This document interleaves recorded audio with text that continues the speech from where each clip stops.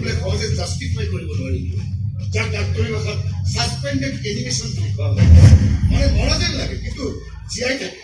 যাদৱৰ ক্ষেত্ৰতো সেয়াই হৈছে কি ৰঙাৰ এয়াই হৈছে যাদৱক চিকিৎসা কৰা ডাক্তৰৰ ৰিপৰ্ট দিয়ৰা ই যাদৱে জানে যে ড্ৰাগছ ব্যৱসায়ৰ লগত কোন কোন জড়িত হৈ আছে আৰু ক'ৰ পৰা ড্ৰাগছ সৰবৰাহ হয় আচ্ছা যাদৱ সেইদিনা নিশা হাতৰ অফিচত তুমি কাক কাক দেখা পাইছা mister Riyan Baruah police officer ৰক্তি মাজৰিকা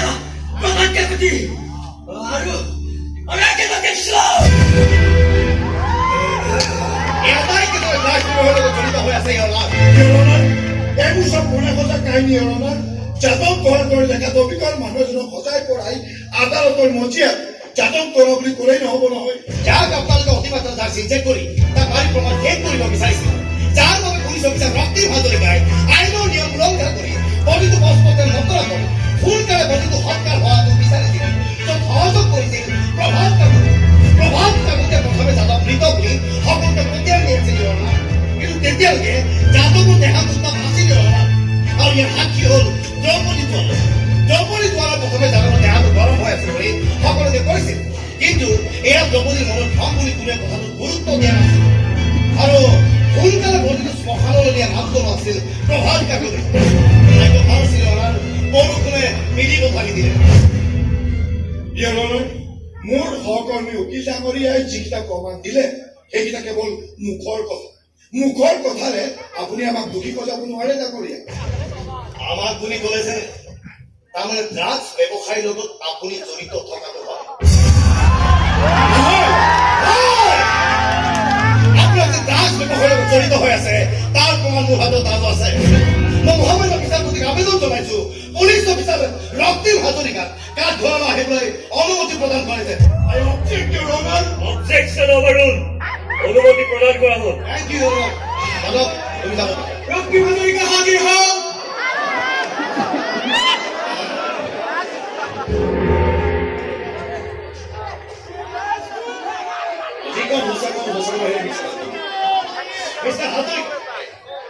যাদৱৰ দেহ যদি আপুনি কিয় পষ্টমৰ্টেম নকৰা কাৰণ মৃত্যুৰ খবৰ আমাক দিয়া হোৱা নাছিল তাৰ পাছতো আপুনি দেহ যদি ওচৰলৈ গৈছিল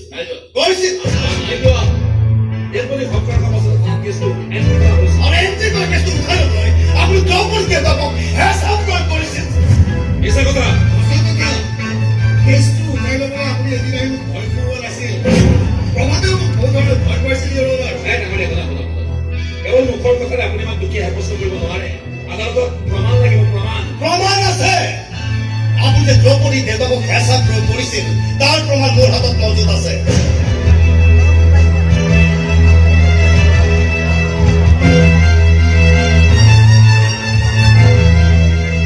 Yes!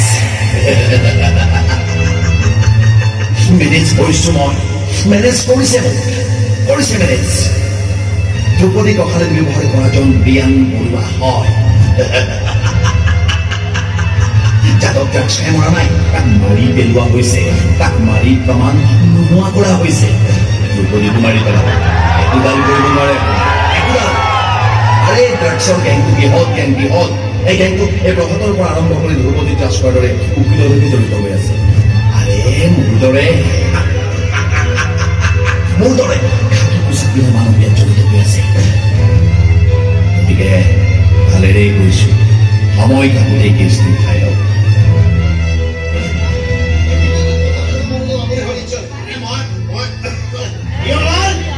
এই ভিডিঅ'টো দ্ৰৌপদীৰ ভনীয়েক পাই নাই ঘৰৰ ভিতৰৰ পৰা দৰ্জাৰ ফাঁকেৰে কৰিছিলে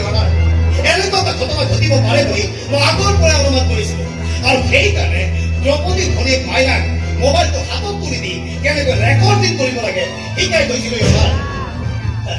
এই পেনড্ৰাইভটোতে ভিডিঅ' ৰেকৰ্ডিংটো আছে এই প্ৰমাণটোৱে প্ৰতিষ্ঠা কৰে যে পুলিচ অফিচাৰ ৰক্তিম হাজৰিকা ৰিয়ান বৰুৱা প্ৰভাত কাকতি আৰু মোৰ সহকৰ্মী অধিবক্তা ধ্ৰুৱ ৰাজখোৱা এই আটাইকেইজনে ড্ৰাগছ ব্যৱসায়ৰ লগত জড়িত হৈ আছে আৰু এওঁলোকেই যাদৱ দুৱাৰাক হত্যা কৰাৰ ষড়যন্ত্ৰ কৰিছিল আৰু দ্ৰৌপদী বলাৎকাৰ কৰিবলৈ চেষ্টা কৰাটো সত্য বুলি আদালতত প্ৰমাণিত হ'ল গতিকে তোকে উপযুক্ত শাস্তি পোৱাটো বিচাৰিছো এনে অপৰাধীক মুকলিভাৱে বিচৰণ কৰিবলৈ দিলে সমাজৰ লগতে সমগ্ৰ মানৱ জাতিৰ ক্ষতি হ'ব যাদৱৰ দৰে উঠি অহা প্ৰজন্মক মৃত্যুৰ মুখলৈ ঠেলি দিয়াৰ দৰে হ'ব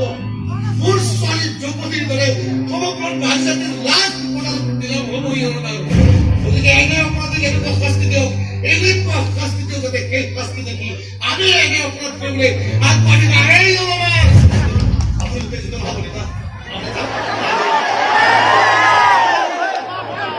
আদালতৰ মজিয়াত প্ৰতিষ্ঠা হোৱা প্ৰমাণৰ ওপৰত নিৰ্ভৰ কৰি ৰিয়ান বৰুৱা, প্ৰভাত কাকতি, পুলিচ ইন্সপেক্টৰ ৰক্তিম হাজৰিকা আৰু অধিবক্তা ধ্ৰুৱজ্যোতি ৰাজখোৱা এওঁলোক চাৰিও ড্ৰাগছ ব্যৱসায়ৰ লগত জড়িত বুলি প্ৰমাণ হ'ল। যাদৱ বৰুৱাক হত্যা কৰিবলৈ চেষ্টা কৰা অপৰাধত তেওঁলোকক দোষী সাব্যস্ত কৰা হ'ল। গতিকে IPC ছেকশ্যন আৰে আমি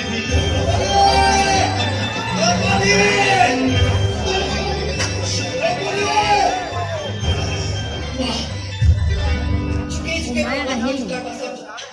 অসহ্য থাকি সত্যৰ লগত হাৰি মোৰ ল'ৰাটো জেললৈ থোৱাৰ কাৰণে মোৰ দুখ লগা নাই। মোৰ দুখ লাগিছে তেওঁলোকে সেই একেজন মানুহে তেনেস্থলত ৰিয়া নিমখ বেয়া কৰিবলৈ মোৰ কাৰণে লাগিব।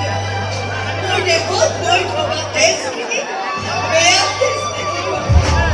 এজন দুখ নিদিব কৰ্মত দুখ। মানুহৰ জীৱনলৈ দুখ হয় তিনিটা কৰ্মৰ কাম, ক্ৰোধ আৰু লোভ। এই তিনিটা কৰ্মই মানুহৰ আপোনাৰ ল'ৰাটোকো এই কৰ্মকেইটাই লোভত পৰি সি সহজে ধনী হ'বলৈ গৈ সি বেয়া পথ আছিলে আৰু সেই বেয়া পথত প্ৰতিবাদ কৰিবলৈ যোৱাজনক বাধা দিবলৈ গৈ সি ক্ৰোধান্বিত হ'ল আৰু সেই ক্ৰোধে দ্ৰৌপদীৰ বস্ত্ৰহৰণ কৰিবলৈ কুণ্ঠাবোধ কৰিলে। ফলত কি হ'ল দেখিলেই নায়কৰ কথাকে যুক্তি হ'বলৈ তুমি মোক বেয়া পাইছা নেকি?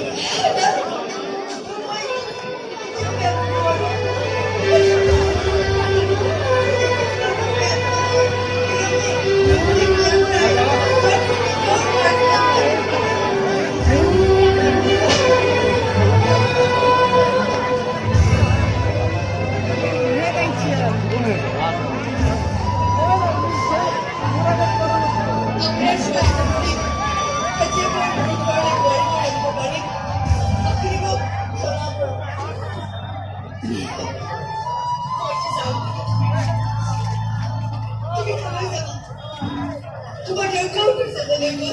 তুমি এতিয়া সম্পূৰ্ণ অকলশৰীয়া হৈ জীয়াই থাকিব লাগিব। গতিকে কিবা এটা কৰি কেৱল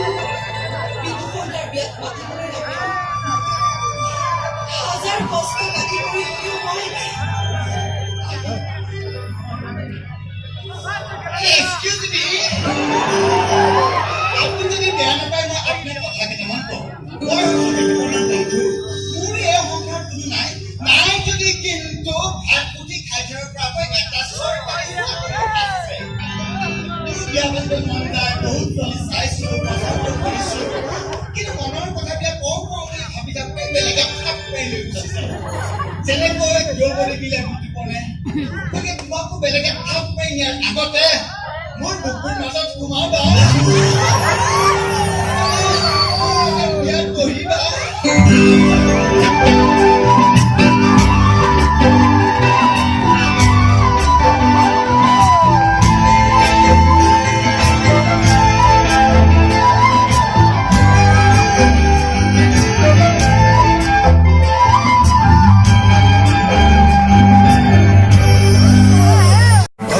वासुदेवाय कृष्णाय कृष्णाय गोविन्दाय नमो नमः। भगवते वासुदेवाय कृष्णाय कृष्णाय गोविन्दाय